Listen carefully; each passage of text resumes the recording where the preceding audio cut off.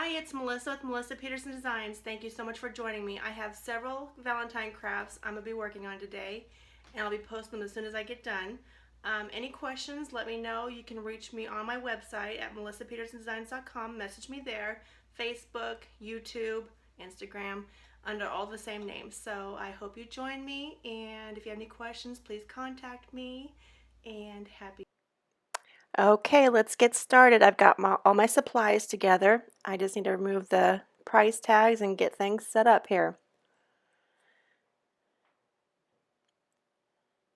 Got my letters, and that first thing I held up was actually a transfer that I had left over. It was scraps from a transfer that I had from Never Ending. It's got this really pretty script, and I wanted to see if I could incorporate that into this craft. So I'm going to stick with using my cotton, Dixie Belles cotton chalk paint, and their muscadine wine. And I'm working on painting the letters. I don't want each one to look alike, so I'm trying to figure out how I'm going to do this, and kind of going for like a little whimsy look. So I'm putting on my first coat of cotton on one of my letters, and then I'll move on from there and I'll start working on painting the others and maybe doing a little decoupage.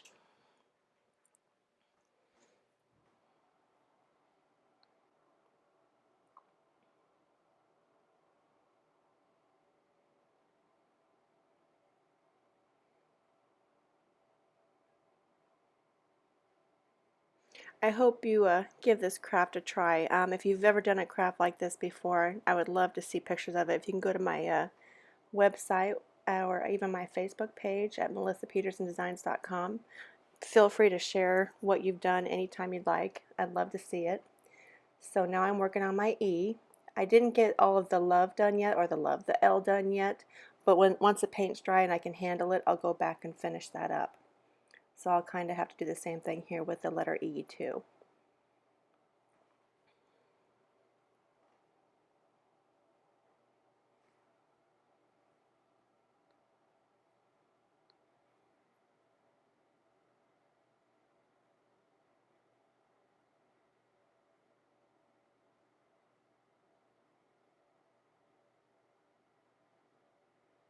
I don't use any special brushes. I just use brushes I have on hand. There's certain ones I kind of like, and I get them either at Hobby Lobby or I can order them on Amazon. I like the square brushes, the flat square ones. I also like one of my favorites is actually the watercolor brushes, the rounds. Um, so just use what you have. If you have one of those sponge applicators, feel free to use that.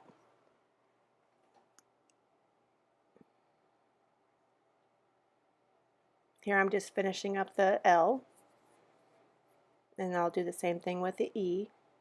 And I think with the V, I'm going to go ahead and use a scrapbook paper and use one of my designs I have picked out.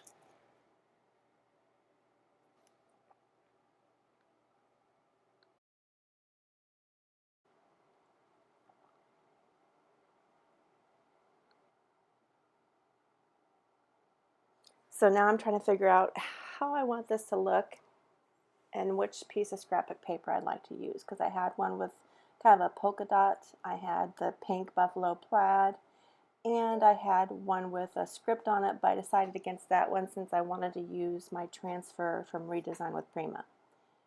And I love polka dots and I love stripes, harlequins, you know, all those cute little black and white patterns. So just remember, when you decoupage onto letters, you're going to do it kind of backwards. You're going to face the scrapbook paper down on the sheet like I've shown here, and then you'll apply Mod Podge on the correct portion of the letter so you can flip it upside down onto the back side of that scrapbook paper. And you'll want to make sure each part of the surface is covered in Mod Podge. I use the matte. That's just the kind I like. It still kind of dries glossy if you use it as a sealer.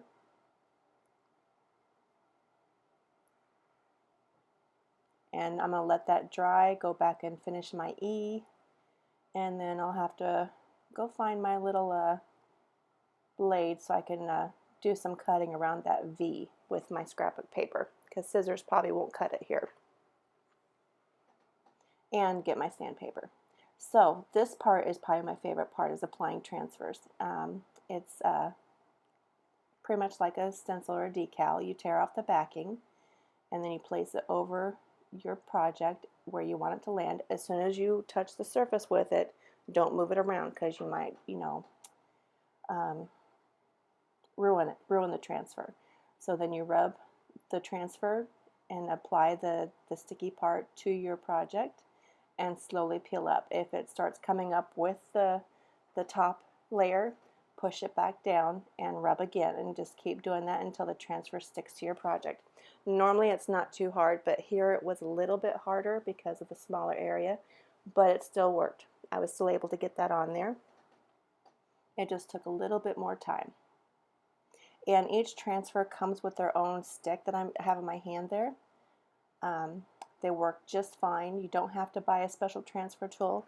If you do have a project that has a larger area, those transfer tools are nice, but they're not necessary. So then I'm just kind of pushing down the transfer that was applied at the top part of the L there, and I'm going to work my way down and kind of see where I want this. And I just keep repeating the same process. The never-ending transfer was one of my favorites. It's just a nice little whimsy look, and it's going to make my little farmhouse Valentine sign look a little more whimsy too.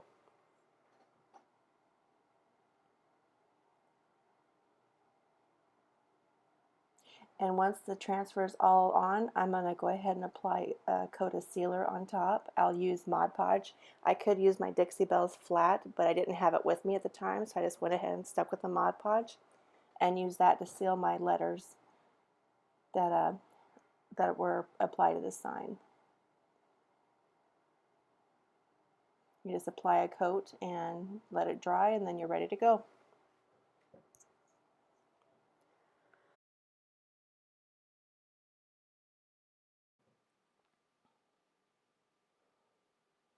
Okay, success. So now I'm just pushing down the transfer on my surface just to make sure they're adhered. You gotta do this carefully because you could accidentally rub off part of it, which I think I did in one of the areas, but since it's kind of got that rustic script, it's not really going to matter. It's just going to add a little character. Yep, got my brush, got my Mod Podge, and I'm going to do the sealer. So you just got to be careful rubbing this on. I put on, normally with sealer I don't do thick coats, but with this I kind of put it on a little thick. I didn't want to leave any white areas, any thick, bubbles of Mod Podge, but I kind of smoothed it out, applied it thickly, applied a thick layer and kind of smoothed it out, and then I'll just let it dry. Now, if I'd been planning ahead, I probably would have done this at the same time I did my V, but, I was just kind of, thinking as I went. So here's my little, I don't know what this is called, my little knife that I'm using to cut around it.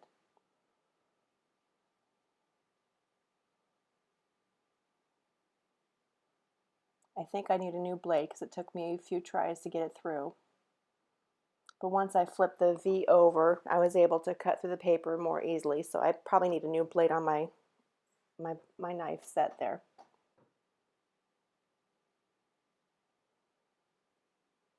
But using one of these is so much easier than trying to with scissors. And any rough edges, I will use some scrap paper, some sandpaper, to kind of smooth up the edges and make it look more clean.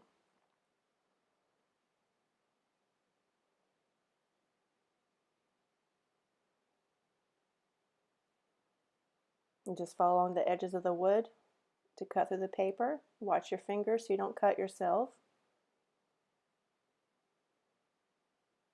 There we go. Since I had an outline, you can't see it here, but since I had kind of like an outline of the letter on the other side, I was able to cut along and go through more cleanly.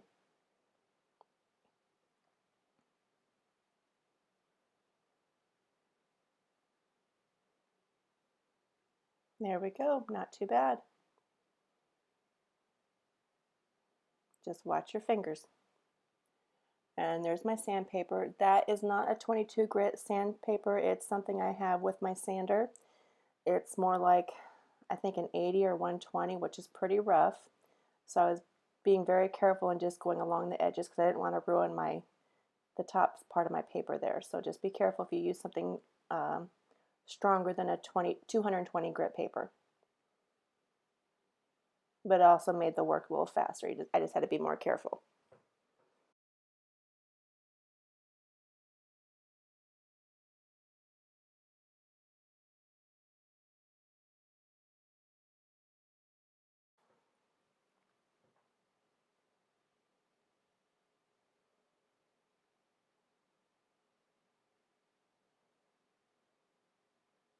Here I'm going to apply a coat of Mod Podge on top of the scrapbook paper to seal it in.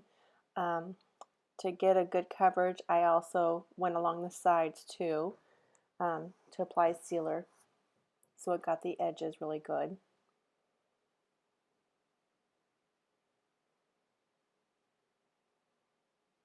I use a matte Mod Podge.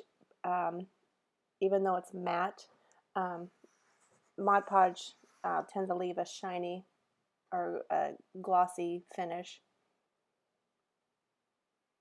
but I don't always use it for sealer. Usually I use Dixie Belles matte or Dixie Belles clear coat in their flat, which is their matte sealer.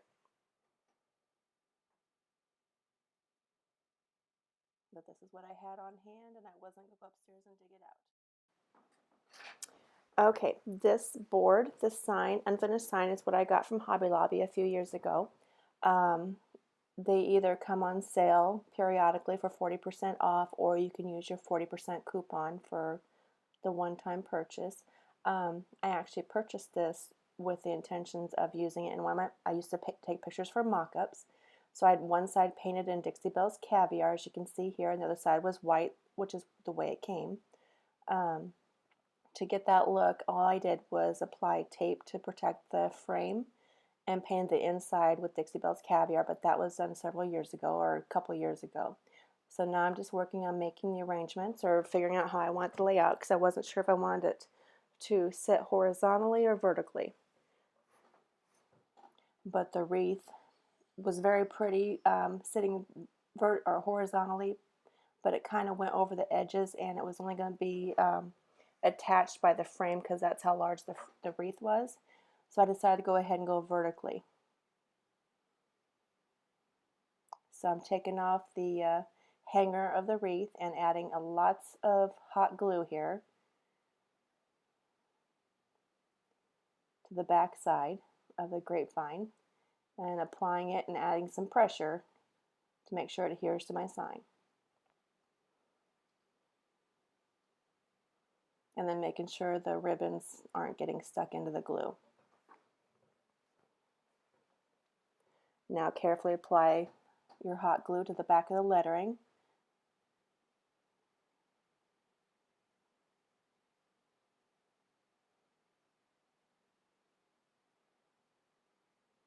And apply them in place. And if you've got any glue strings, just wait until they cool down, and then you can pull them off your project.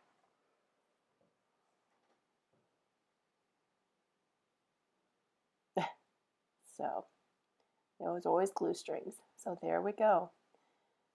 We're almost done. Okay, I realized once I was done that my E kind of blended in with the black background, so I decided to add some stripes because I love stripes. So I'm just using my round watercolor brush. I'm just dipping the very tips of the water of the brush into the paint. This paint is cotton. I add a little bit of water to thin it down, not too much, and I'm just lightly going from side to side and just painting stripes by hand. If you wanted a more clean stripe look, we could have used painter's tape, but I wanted to keep it more handmade, whimsy look. And I love how this turned out. So I've got my rustic script on one letter, I've got polka dots on another, and I've got stripes on my other one.